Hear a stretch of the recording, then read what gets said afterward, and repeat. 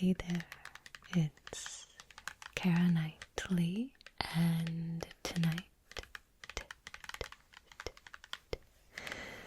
I have with me my Aragorn deck from my Magic the Gathering collection. And this is a tri-color deck. The name is escaping me, so maybe someone can comment down below what this tricolor is called, because I simply forget.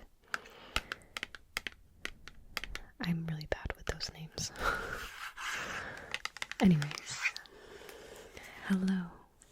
I hope you are all doing well. I know it has been a while since I've posted a video, but I just got a little burnt out and needed a break. But now I'm back. So we're gonna start off with reading through this deck, showing you what's inside. The deck list itself I'll have linked in the description box down below with my Moxfield account. You can check out the deck list there, or enjoy this video as I read through each of the cards. So let's go ahead and get into it.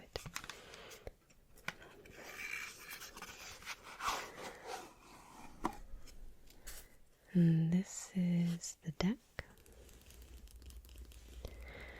There's 100 cards in a commander deck, so there are 100 cards here. Each of them are sleeved in Dragon Shield sleeves. They're my favorite. I can try to leave links in the description to these if you're interested in checking them out yourself, but I'm a Magic the Gathering fan. I've created a video on how to play Magic the Gathering if you are interested in learning yourself. I feel it's a perfect blend of ASMR and Magic. I'll have that also linked down below. Okay. Sorry, lots of chatting here. Let's go ahead and get into the cards. We will start with the trusty commander card. And so we have the King of Gondor, Aragorn. He costs a generic, an island, a forest, and a plains. He's a legendary creature, human noble. He's a mythic. He has vigilance and lifelink. When Aragorn, King of Gondor, enters the battlefield, you become the Monarch. Whenever Aragorn attacks, up to one target creature can't block this turn. If you're the Monarch, creatures can't block this turn. I really enjoy him as a commander, especially since he has vigilance and lifelink. So vigilance means he does not tap when he goes to attack. So when you typically in Magic, when you are in combat phase and you go to attack, you tap your creature to attack. But if it has vigilance, it attacks and it does not tap. Lifelink means once it does combat damage to the player or a creature, it gains lifelink, which means however much damage was dealt, you gain that much life. So it's a pretty fair trade, I think. And the other key trigger word here, I'm going to set him down, is Monarch. Somewhere in here I have the Monarch card. There it is. So these are all called tokens, and you use them periodically throughout the game. I have some self-made tokens as well. I bought this card off of Etsy, and then I drew this myself. Very artistic, I know. Anyways, getting back to the Monarch, This has, when you become the Monarch, you will acquire this token card. And then at the beginning of your end step, whenever a creature deals combat damage to you, its control. Oh, sorry, I skipped a word. At the beginning of your end step, draw a card, and then whenever a creature deals combat damage to you, its controller becomes the Monarch. So if someone were to attack me and I was the Monarch and I could not block, damage would be dealt to me and they would become the Monarch. But you'll see there's a lot of cards that help me become the Monarch. I really love this deck. It is like super, super powerful. And yeah, so let's go ahead and take a look at the rest of the cards. I forgot to mention he's a 4/4, which is pretty good.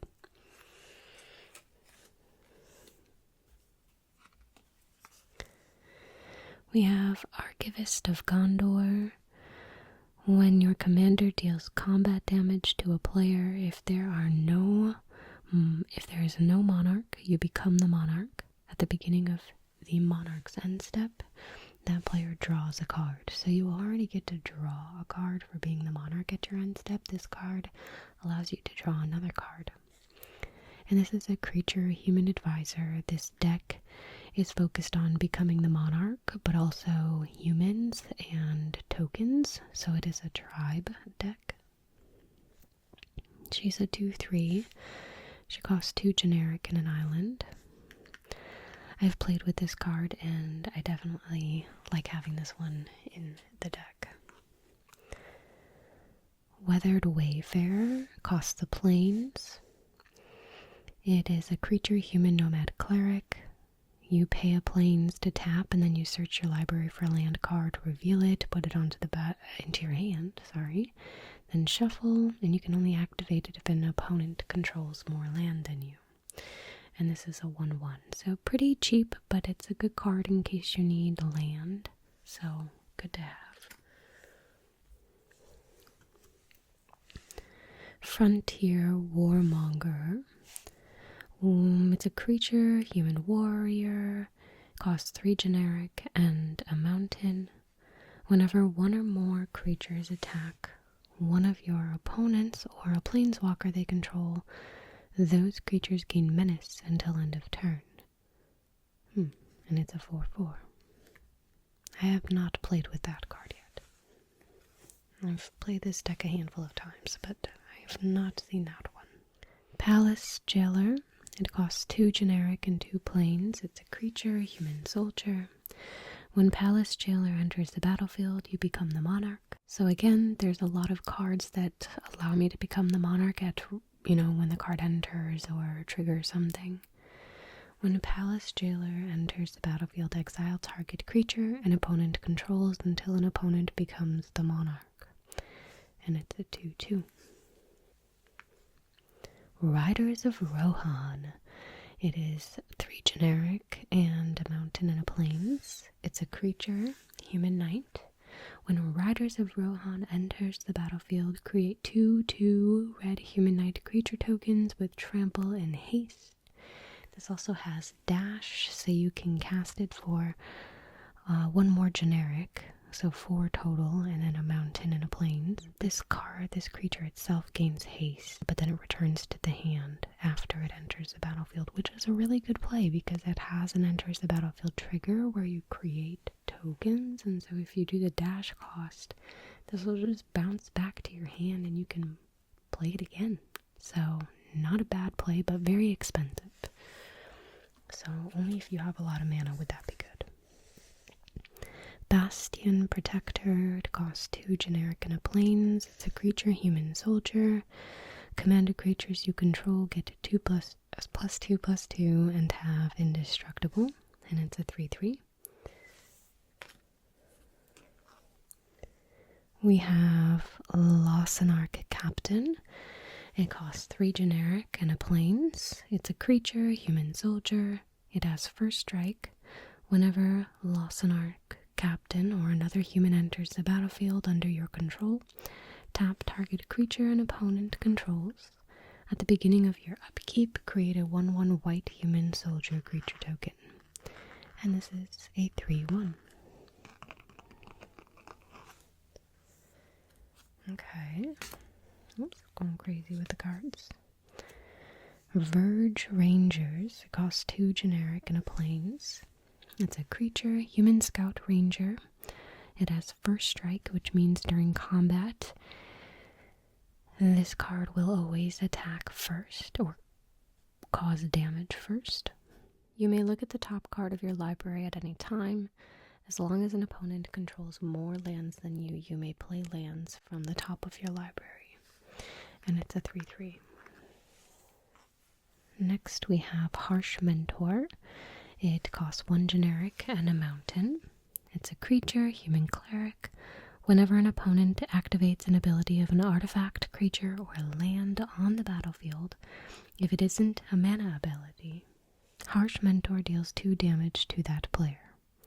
And it's a 2/2. This is a pretty good card. I have played this one with this deck when I've played. And that's pretty good. Except for my husband was playing an elf deck. And like everything he taps for mana, so it was stupid. Didn't work to my favor. Coppercoat Vanguard. This is a really cool looking card. It's a creature, human soldier. It costs a generic and a plains. Each other human you control gets +1/+0 and has ward 1, which is pretty good. And this is a 2/2. You definitely want your creatures to have ward. Ward means they would have to pay 1 mana, generic mana, in order to target that creature. So, pretty good. Selfless Squire, a pretty classic card. Costs 3 generic and a plains. Creature, human soldier, flash. When Selfless Squire enters the battlefield, prevent all damage that would be dealt to you this turn. Whenever damage that would be dealt to you is prevented, put that many +1/+1 counters on Selfless Squire. And it's a 1/1. Flash means that you can cast it at any time. Typically, you can only cast cards during your main phase or your second main phase, so it's helpful to have cards with flash or instants. Those you can play in response to things. I don't want to say at any time because that's not true. Alright, next we have, and by the way, I am starting with the creatures first, and then I believe we go to enchantments, instants, sorceries, artifacts, and then the lands. So I sort of just categorized all of the cards. Alright, let's get back to it. This is Village Bellringer. Costs 2 generic and a plains. It's a creature, human scout. This has flash. When Village Bellringer enters the battlefield, untap all creatures you control, which is really good. And it's a 1/4, so a good blocker. But being able to untap all your creatures, perhaps you needed to have some blockers and it was someone else's turn. In response to their attacking you, you could cast this card and all of your creatures would untap, and then you'd have creatures that could block. So that's just one potential use with this card. And we have Combat Celebrant. It costs 2 generic and a mountain. It's a creature, human warrior. If Combat Celebrant hasn't been exerted this turn, you may exert it as it attacks. When you do, untap all creatures you control, and after this phase, there is an additional combat phase. And it costs 2 generic and a mountain, I think I said that. An exerted creature won't untap during your next untap step. So, exerted has to deal with tapping during attacking. And so, yeah, that's a pretty cool card, but limited in use. It kind of slows it down by making it so you cannot untap it. Or basically, you only use it once, unless you have something to untap creatures. Which, okay, hold up, back it up. No, this creature, the one we just talked about, Village Bellringer. This one would untap all creatures I control, and it has flash. I can't bounce this one back to my hand, but if I had something else that had flashed, I don't know. There could be some combo there. I don't actually know all of the cards in this deck. It's been a minute since I've looked through it. Frontline Medic. It costs 2 generic and a plains. It's a creature, human cleric. Whenever Frontline Medic and at least 2 other creatures attack, creatures you control gain indestructible until end of turn, meaning they can't be destroyed.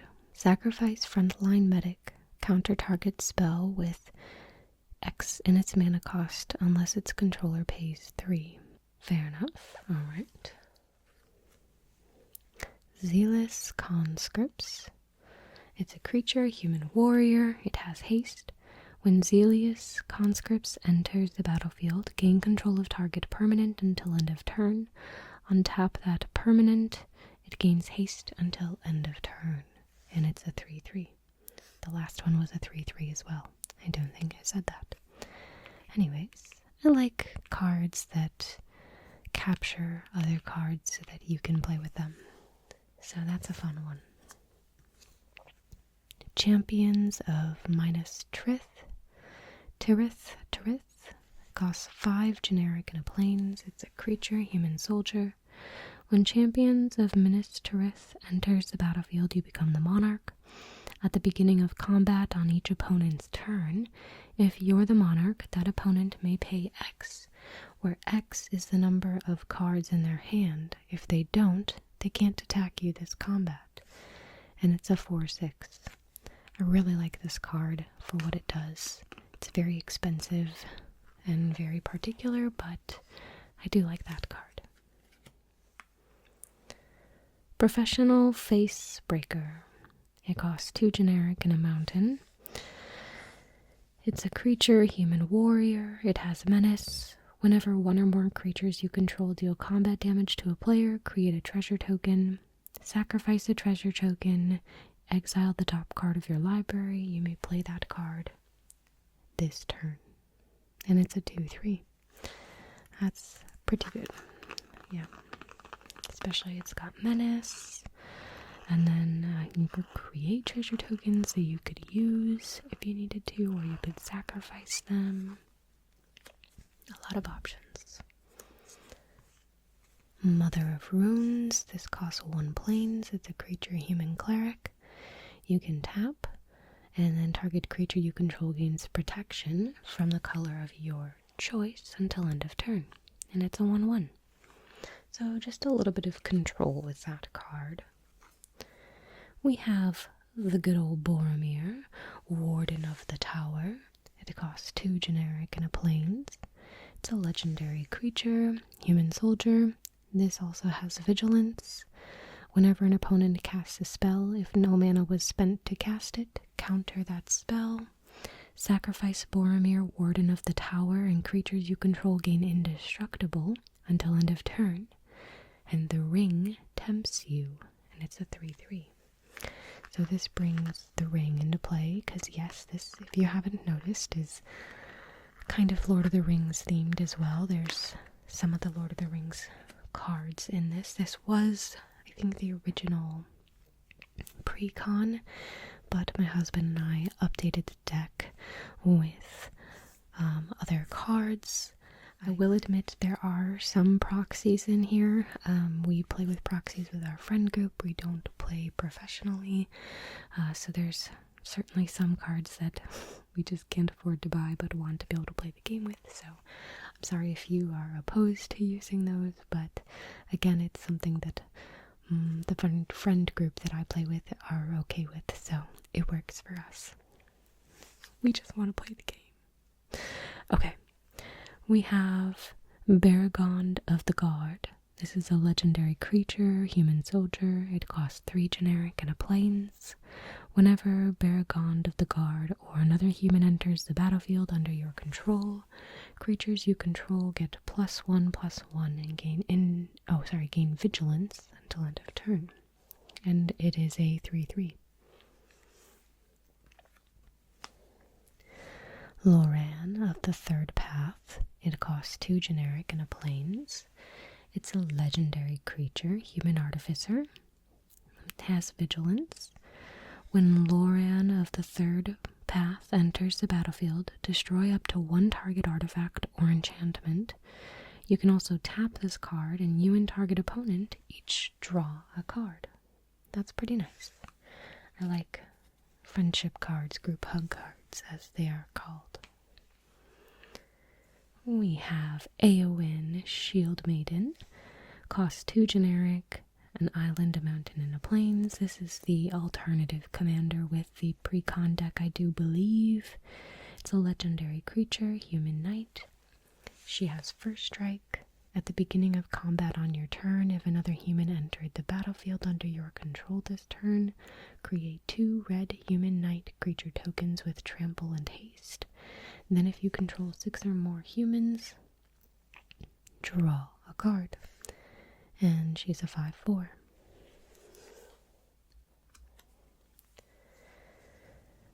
Erkenbrand, Lord of Westfold. It costs 3 generic and a mountain. It's a legendary creature, human soldier. Whenever Erkenbrand, Lord of Westfold, or another human enters the battlefield under your control, creatures you control get +1/+0 until end of turn. And it's a 3/3.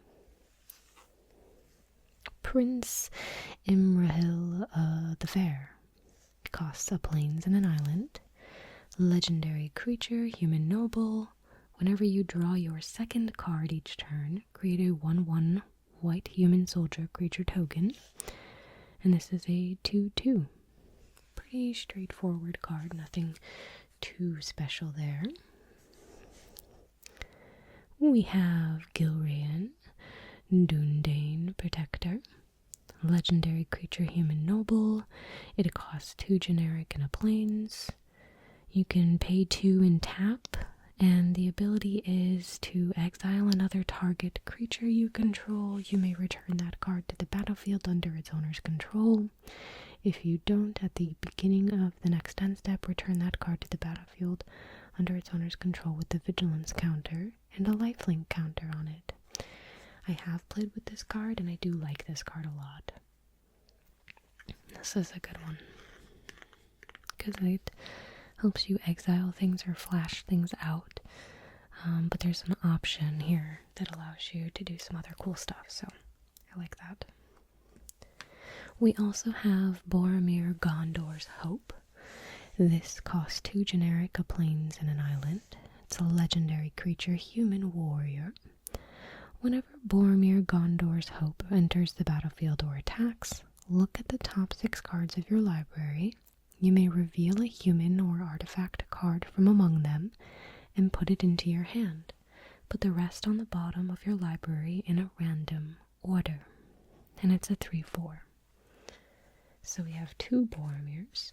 Can't have enough of him, I guess. We have Eomer, King of Rohan. Costs 3 generic, a mountain, and a plains. It's a legendary creature, human noble, with double strike. Eomer, King of Rohan, enters the battlefield with a +1/+1 counter on it for each other human you control. Very good late game if you have a lot of creatures out. When Eomer enters the battlefield, target player becomes the Monarch. Eomer deals damage equal to its power to any target. And it's a 2/2. That's a really strong card if you have a lot of humans out. Very, very good. Okay. Adeline Resplendent Cathar. It costs 1 generic and 2 plains. It's a legendary creature, human knight. It has vigilance. Adeline Resplendent Cathar's power is equal to the number of creatures you control. Also a really good card. Whenever you attack for each opponent, create a 1/1 white human creature token that's tapped and attacking that player or planeswalker they control. Has an asterisk, so its power is just equal to the number of creatures that I have out, and its toughness is a 4. Theoden, King of Rohan. It has costs 1 generic, a mountain, and a plains. It's a legendary creature, human noble. Whenever Theoden, King of Rohan, or another human enters the battlefield under your control, target creature gains double strike until end of turn. And it's a 2/3. 3. Faramir, Steward of Gondor. It costs 1 generic, a plains, and an island. Legendary creature, Human Noble. Whenever a legendary creature with mana value 4 or greater enters the battlefield under your control, you become the monarch. At the beginning of your end step, if you're the monarch, create 2/1/1 white human soldier creature tokens. And it's a 2/2. We have Denethor Stone Seer. It costs 1 generic and an island. Legendary creature, Human Noble. When Denethor Stone Seer enters the battlefield, scry 2. It also has an ability to pay 3 in a mountain where you tap, sacrifice Denethor, target player becomes the monarch, and Denethor deals 3 damage to any player. Or any target, excuse me. And it's a 1/3. Alright, that concludes our creatures. We're moving into the enchantments, which we've got some really good ones, starting with Shared Animosity. It's an enchantment. It costs 2 generic and a mountain. Whenever a creature you control attacks, it gets +1/+0 until end of turn for each other attacking creature that shares a creature type with it. Really good for a tribal deck. Rising of the Day. It costs 2 generic and a mountain, an enchantment. Creatures you control have haste, and legendary creatures you control get +1/+0. Court of Ire. Costs 3 generic and 2 mountain. When Court of Ire enters the battlefield, you become the monarch. At the beginning of your upkeep, Court of Ire deals 2 damage to any target. If you're the monarch, it deals 7 damage instead. Ouch. That's a good card. Court of Embereth. It is 2 generic and 2 mountains. I've played with this card and love it. When Court of Embereth enters the battlefield, you become the monarch.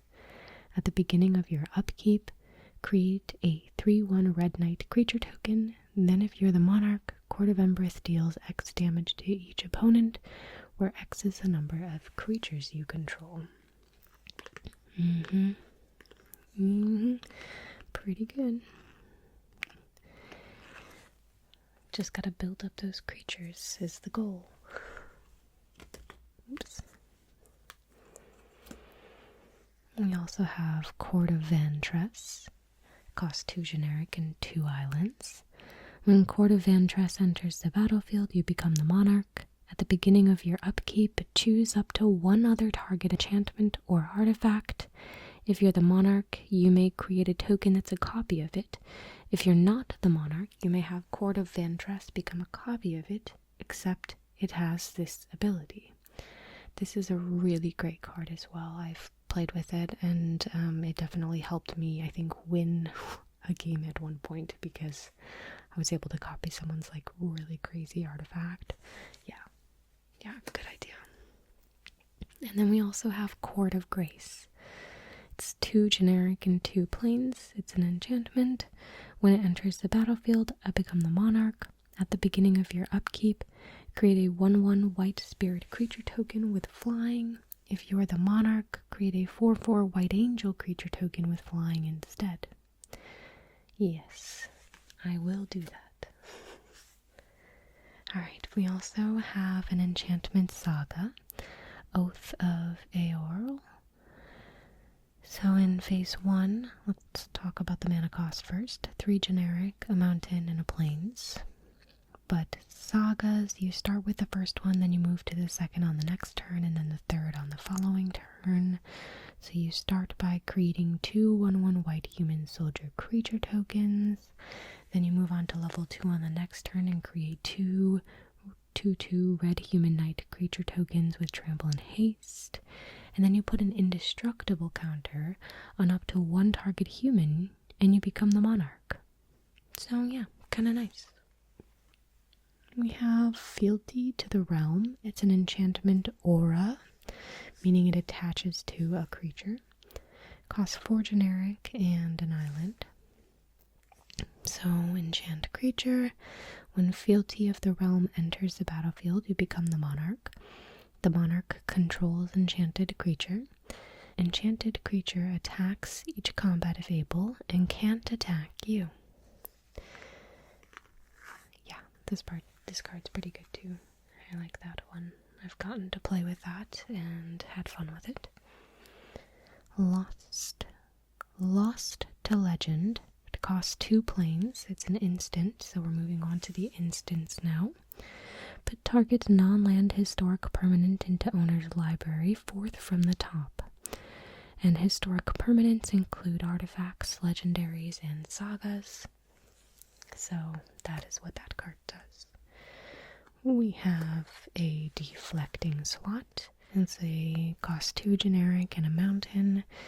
It's an instant. If you control a commander, you may cast this spell without paying its mana cost. You may choose new targets for target spell or ability.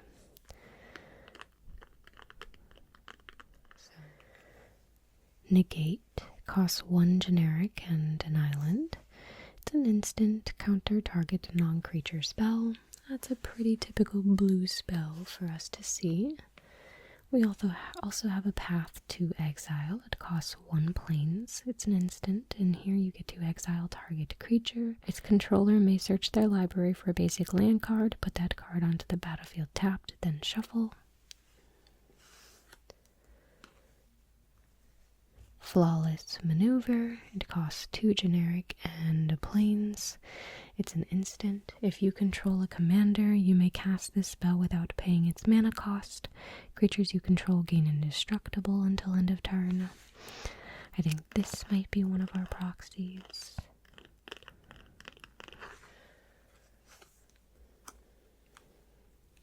Unbreakable Formation.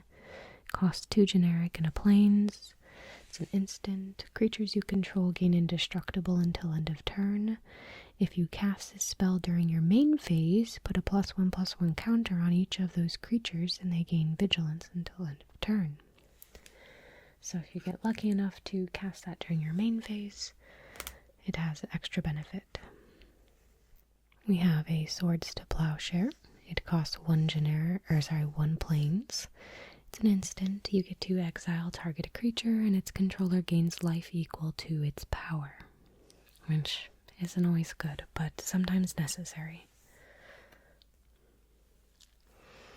Cyclonic Rift costs 1 generic and an island. It's an instant. Return target non-land permanent you don't control to its owner's hand. Has an overload cost, which I believe overload means if you pay this much, it turns target into all.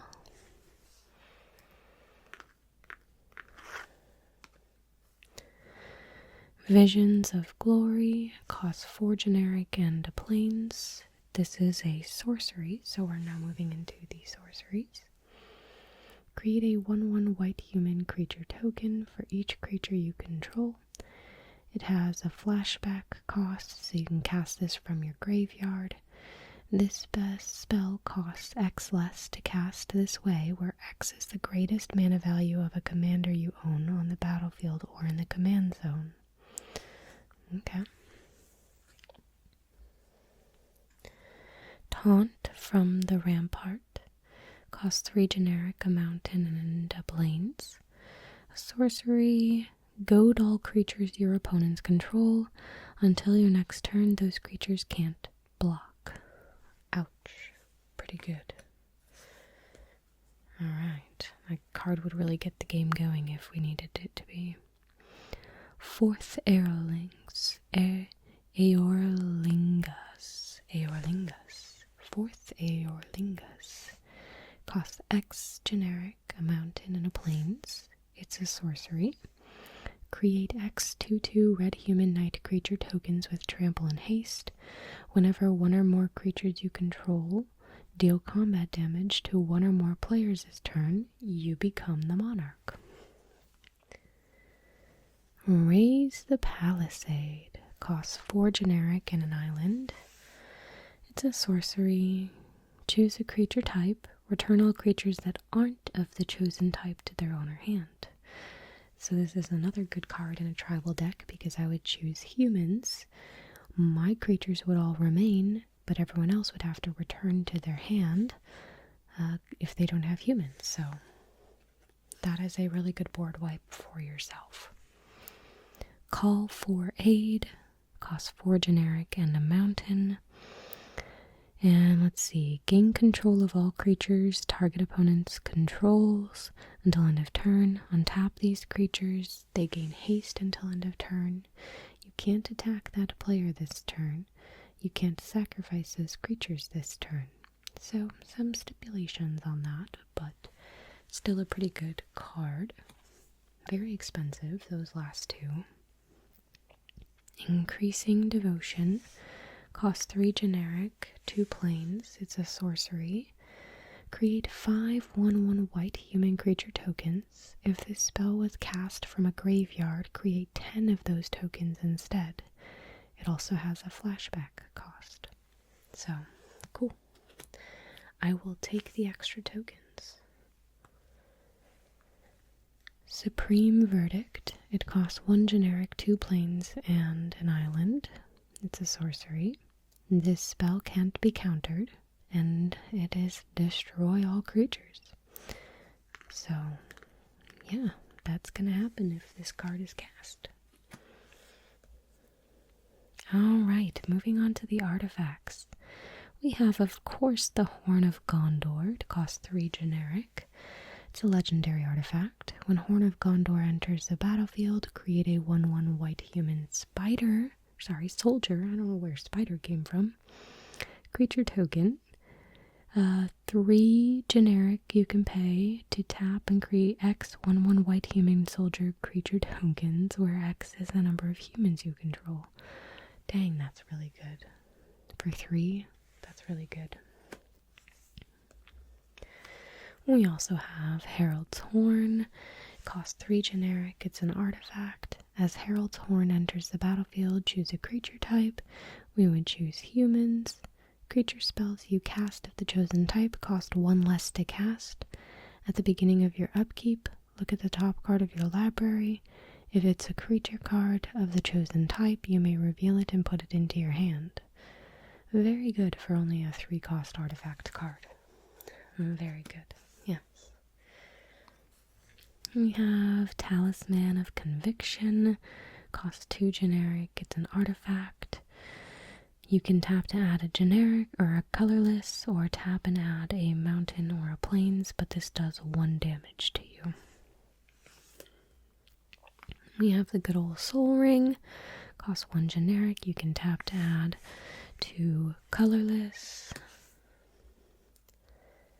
We have a Talisman of Progress. Costs 2 generic. It's an artifact. You can tap for colorless or tap for plains or island, but it does 1 damage to you.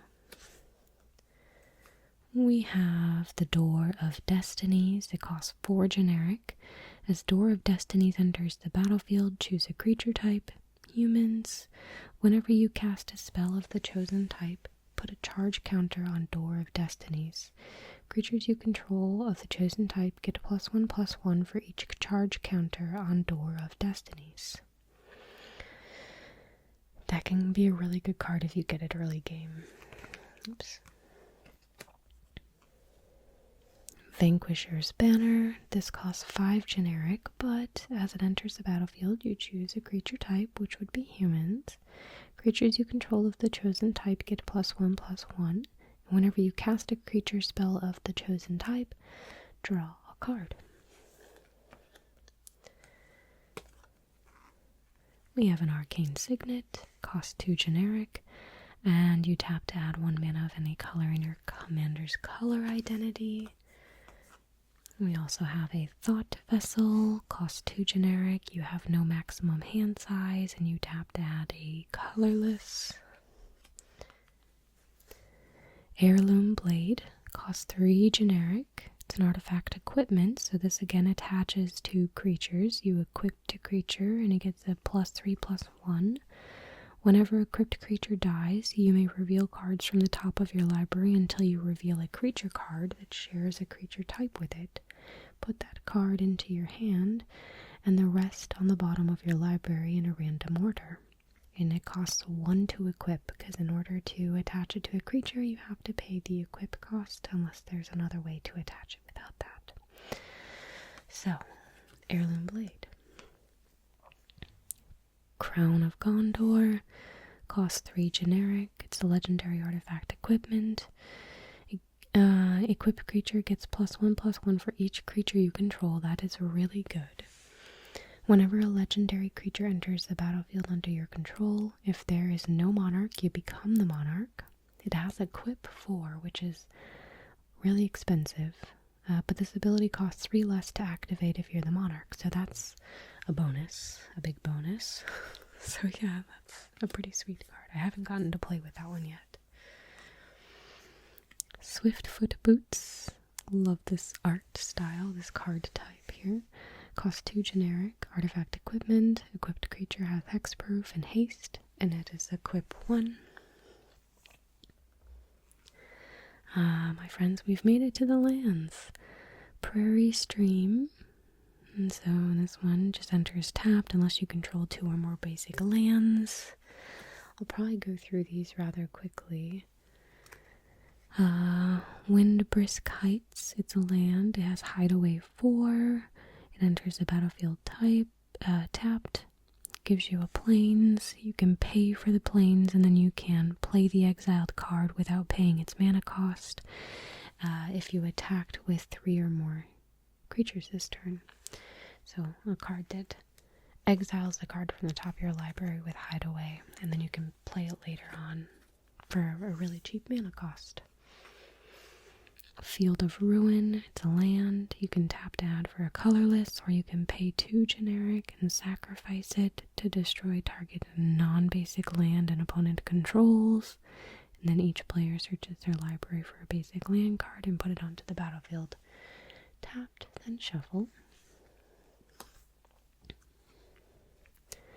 Azorius Chancery. Enters the battlefield tapped, and then you return a land to your hand. We have Cliffed Top Retreat.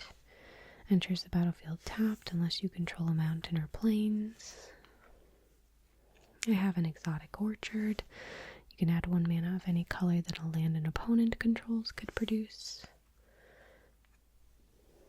Secluded Courtyard.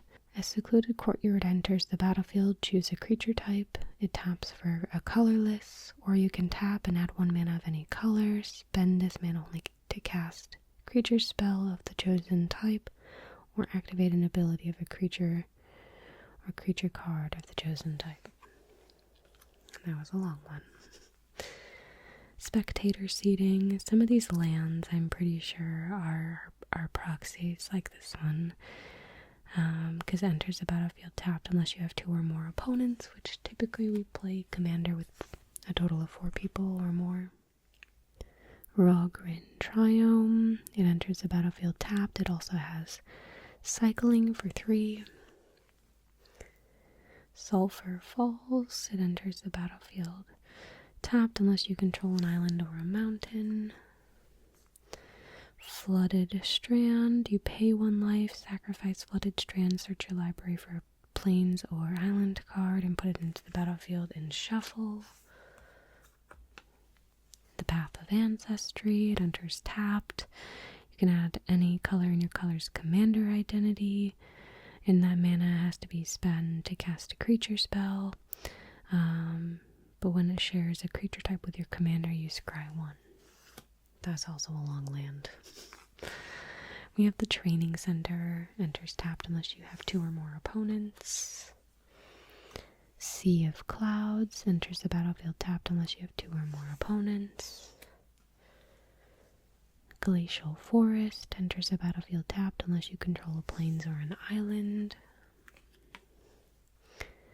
Mystic Monastery. Enters the battlefield tapped, and then it's a Triome. Boros Garrison. Enters the battlefield tapped. When it enters the battlefield, return a land you control to your hand. Fury Calm Snarl. As it enters the battlefield, you may reveal a mountain or plains card from your hand. If you don't, it enters tapped. We have Sky Cloud Expanse. It costs 1, and then you can tap to add 2 mana. A Rogue's Passage. You tap for a colorless, and then you pay 4, and target creature can't be blocked this turn. That's a staple card. Command Tower, also a staple card. Add 1 mana of any color in your commander's color identity. And we have Is It Boiler Works. It enters the battlefield tapped, and then you return a land to your hand. Steam Vents. It enters the battlefield tap, and you may pay 2 life. If you don't, it enters the battlefield tapped, so it doesn't enter tapped unless you don't pay the 2 life. Sorry, I read that wrong. Alright, we have Battlefield Forge. You can tap it for a colorless or tap for a mountain or plains, but it does 1 damage to you. Siobhan Reef. It is a colorless that it taps for, or an island or a mountain, but it deals 1 damage to you. And then we also have Throne of the High City. It taps for a colorless, or you can pay 4 and sacrifice Throne of the High City and you become the monarch. And then last but not least, I have my other land cards, which it looks like I have 2 mountains, 2 islands, and 3 plains. So not much in the basic lands, mostly different land types there. So that was my entire Aragorn deck. I really hope that you enjoyed this video. I have tons more of my Magic the Gathering content. I'll have the playlist linked in the description box down below. But I'll be creating more content as we go. Thank you all so much, and I hope that you have a wonderful night. Good night.